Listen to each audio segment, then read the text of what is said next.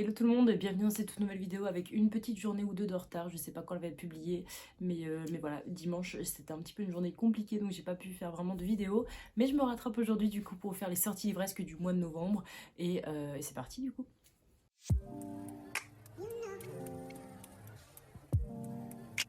On ne change pas les bonnes habitudes, je vais commencer par les romans poche et le premier que je me suis noté s'appelle Comme toi de Lisa Jewell et on suit une histoire avec une fille disparue et des secrets de famille enterrés, donc on est sur un thriller très basique et voilà, c'est une autrice que j'aimerais découvrir et du coup c'est vrai que maintenant je note absolument toutes ses sorties et c'est en poche en fait partie.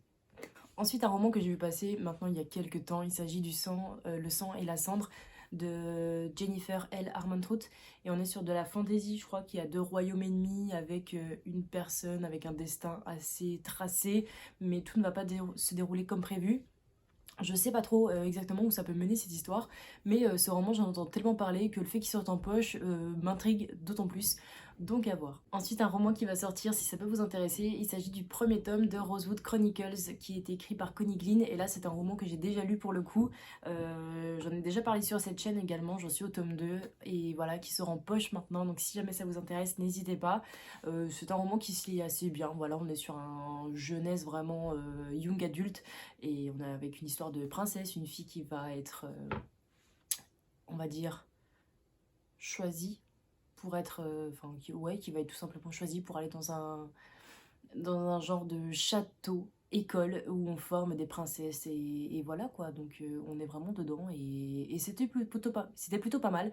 Donc si jamais ça peut vous intriguer, n'hésitez pas à tenter votre chance avec ce roman. Alors ce roman-là, je ne sais pas du tout de quoi on parle. Je sais que Clémentine de la chaîne Les Indélivrables en a parlé énormément cette année, et je crois un petit peu l'année dernière, je sais plus exactement. Il s'agit de Bépocalypse qui a été écrit du coup par Ariel Holtz et je ne sais pas du tout de quoi on parle. Voilà, je me suis notée parce que je me dis bon, il sort en poche, Clémentine en a fait une propagande, alors pourquoi pas tenter. Ensuite, bah forcément, Noël approche, alors je note des petits romans de Noël, et là je me suis noté les 12 Noëls de Kate, qui a été écrit du coup par Jenny Bayliss, et là on suit une femme qui est à la recherche, on va dire, d'un rendez-vous galant, ou à la recherche d'un homme, je sais plus exactement, et pour ce faire, elle va enchaîner 12 rendez-vous avant Noël, donc je sais pas s'il y a une petite histoire de avoir un mec absolument pour Noël, pour présenter à sa famille, parce que mine de rien, tout ce qui est Amérique, téléfilm et tout, et ben ils le font énormément, donc ça m'intrigue et je me dis ça pourrait être plutôt sympa, petite comédie romantique avant Noël, why not. Et le dernier roman que je me suis noté en format poche s'appelle Ce d'ici ne savent pas et c'est écrit par Heather Young et ici on est dans l'Idaho et on va suivre du coup, enfin on va suivre, non, on va pas le suivre ce personnage mais en gros c'est l'histoire d'un prof de maths qui se fait assassiner, on est dans l'Idaho et c'est un élève qui le découvre et on est vraiment dans une petite ville et du coup c'est un petit peu l'histoire de ce village, de cette ville qui va être tourmentée et bouleversée suite à la mort de ce prof quoi, qui l'a tué, pour quelle raison, puisque c'est un prof qui était plutôt sympathique avec tout le monde, donc on a un gros mystère dessus. Et je crois que ça va beaucoup plus loin qu'un thriller, c'est vraiment une tranche de vie par-dessus, donc ça m'intrigue. Allez, on passe au grand format cette fois et je me suis noté Rentre avant la nuit de la fameuse autrice Lisa Jewell, toujours, et on va suivre ici du coup la disparition d'une adolescente de 19 ans qui part en soirée, donc elle a un nourrisson qu'elle laisse à sa maman et cette fille ne rentre jamais chez elle en fin de compte et sa mère va tout faire pour pouvoir la retrouver. Elle se dit que c'est impossible que sa fille disparaisse et encore plus qu'elle abandonne son fils, donc on est vraiment sur une disparition, pourquoi pas sur un kidnapping, sa mère n'en sait pas plus, une chose est sûre c'est qu'elle aurait jamais abandonné son fils et c'est le seul espoir auquel elle s'accroche quoi.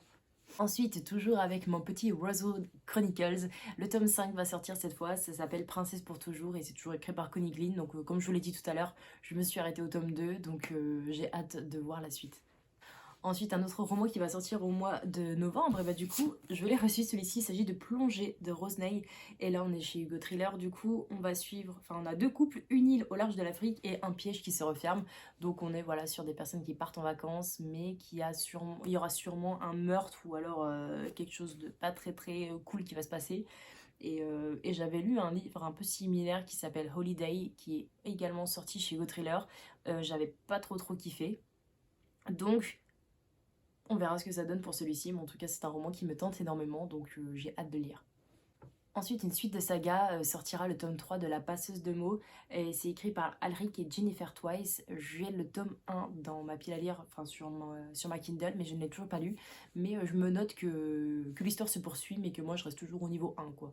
Toujours une suite de saga à laquelle, enfin ouais, où je n'ai pas forcément avancé. Il s'agit de Gardien des cités perdues, écrit par Shannon Messenger, je crois, oui. Et là, on va suivre le tome 9, donc je suis toujours au tome 1. Mais voilà, au moins la saga sera terminée quand je continuerai, c'est plutôt pas mal. Un roman un peu moins thriller, il s'agit de Même jour, même heure, écrit par Sophie Cosens, je sais pas si c'est un truc anglais. Et dans cette histoire, on va suivre une fille, je crois qu'elle s'appelle Minnie Cooper, et elle est née le jour de l'an. Et donc pour elle, son anniversaire et le jour de l'an, du coup, c'est vraiment des jours maudits, quoi. Et elle en vient à détester un mec qui s'appelle Queen Hamilton, un truc comme ça. Et en gros, c'est un garçon qu'elle déteste pour la simple et bonne raison que leur mère a donné naissance le même jour, pratiquement à la même heure. Dans cet hôpital, et il faut savoir qu'en fait, eh ben, la première personne qui est née, on va dire le jour de l'an, le premier de l'an, a une prime, et du coup ben, c'est le garçon qui a eu la prime mais pas elle, on va dire. Et je crois qu'il y a pas un conflit, mais bon, il y a quelque chose qui fait que du coup elle en vient à le détester. Alors je sais pas si par derrière on va dire que, je sais pas, ses parents peut-être avec des problèmes d'argent, ce genre de choses, parce que dans le résumé j'ai pas tout lu. Mais voilà, peut-être qu'il y aura de la rancœur par rapport à cette personne pour ça. Est-ce que ça va se transformer en enemies to lover, en mode mignon? Je n'en sais pas plus, mais ça m'intrigue énormément. Ensuite, un roman que j'ai pas très vu passer ces derniers temps, enfin, j'en ai pas du tout entendu parler en sortie presque. Il s'agit de Griff, écrit par Malika Ferjulik, pas sûre de la prononciation. Et en fait, on est sur un petit village au nord de l'Angleterre, et on va suivre un crime qui est non élucidé, et il se passe quelque chose, enfin il se passe pas mal de petites choses assez étranges. Donc bah, les villageois se posent beaucoup de questions, ils appréhendent énormément leur vie dans ce village plutôt tranquille de base, qui se transforme petit à petit en un truc assez mystérieux. Donc affaire à suivre. Un roman un petit peu plus historique, on va suivre La femme de l'officier, écrit par Debbie Rix. Et là, on va suivre une jeune femme qui est en couple avec un homme qui travaille dans les camps d'extermination et les camps de concentration. Voilà, c'est un homme qui a été, on va dire, choisi, entre guillemets, par, euh, par la SS pour tout simplement travailler là-bas en tant que médecin. Et on va suivre cette femme qui voit en fait son mari changer énormément, qu'elle ne reconnaît plus, et elle en devient à se dire, mais qui il est vraiment, quoi. C'est pas la personne que j'ai épousée, c'est pas du tout la personne avec qui je voulais vivre de base. Et on va suivre tout ce changement de mentalité, ce changement de point de vue et de comportement qu'il peut y avoir dans cette période. Et ça m'intrigue énormément parce que j'avais commencé à lire certains romans par rapport à cette période et j'ai été plutôt déçue. Donc j'y crois. Je sais qu'il y a un livre qui est bon, je sais qu'il y a un livre qui est bien écrit, et pourquoi pas celui-ci. Un roman un petit peu plus cocooning, je me suis noté Le chat de Milltown, écrit par Letty Aniel. J'arrive même plus à me relire, c'est affreux. Et ici, en fait, on est tout simplement sur une comédie romantique de Noël, et voilà. Je n'en sais pas plus, mais on sait très bien ce qui se passe dans les comédies romantiques de Noël. Un roman un peu moins cool, un peu plus glauque, il s'agit de Putain de Karma, qui est écrit du coup par Guillaume Coquery. Et ici, on est sur un thriller et un suspense assez insoutenable.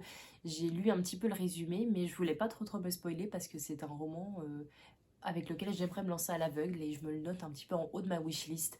Donc j'espère pouvoir me le procurer, puis on verra si jamais je vous en parle sur cette chaîne ou pas.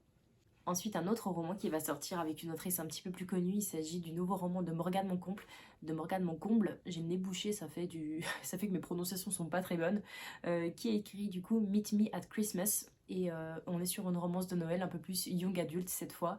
Donc on verra si cette autrice bascule ou pas dans le pour et le contre, parce que c'est vrai que j'avais lu un roman d'elle, je crois que c'était Falling Again, qui m'avait un petit peu déplu, mais j'ai lu L'As de cœur qui était plutôt pas mal, et du coup ça a un peu mis la balance au même niveau, quoi. Ensuite, un roman que je me suis noté qui est également un genre de thriller, il s'agit du Nid, écrit par Sarah Pierce. Et alors j'ai juste noté la phrase qui a marqué sur le livre, qui est notée du coup: certains viennent pour se ressourcer, d'autres pour se venger. Donc je me dis qu'il y aura un petit peu des meurtres, il y aura de la vengeance, il y aura du coup des petits secrets, il y aura de la stratégie, et ça me tente plutôt bien.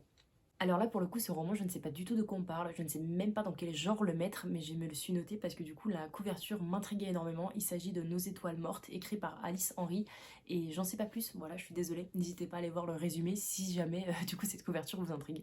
Plus que 2 romans, et je vous laisse tranquille pour cette journée, je me suis noté également Le Chalet, écrit par Catherine Cooper, et là, on va suivre du coup des personnages dans une résidence de luxe avec 4 clients et un crime parfait, donc c'est un polar, on va dire, un genre de petit policier voire suspense, plutôt sympa pour cette période hivernale où vous avez envie de découvrir un genre de huis clos en un week-end. Je pense que celui-ci peut être parfait. Et celui-ci, je me suis noté, alors j'ai lu un petit peu le résumé, mais c'est vrai que les résumés de fantasy sont assez longs, assez compliqués pour moi. Je préfère me lancer dedans à l'aveugle, et c'est ce que je vais faire avec celui-ci si jamais je l'achète. Il s'agit de The Devil's Sons, et donc là c'est le tome 1 du coup, et c'est écrit par Chloé Valéran, et ici on va suivre en fait un roman de fantasy sur la mythologie nordique. En ce moment je suis vachement portée sur la mythologie, donc je me le suis noté bien évidemment. Et voilà, du coup cette vidéo est à présent terminée. N'hésitez pas à me dire du coup si vous avez des romans qui vous tentent parmi cette liste, ou si vous avez des romans du coup que vous souhaiteriez acheter ailleurs de cette liste qui pourraient me tenter. N'hésitez pas à partager avec moi en commentaire, et on se retrouve normalement dimanche pour une autre vidéo. Ciao!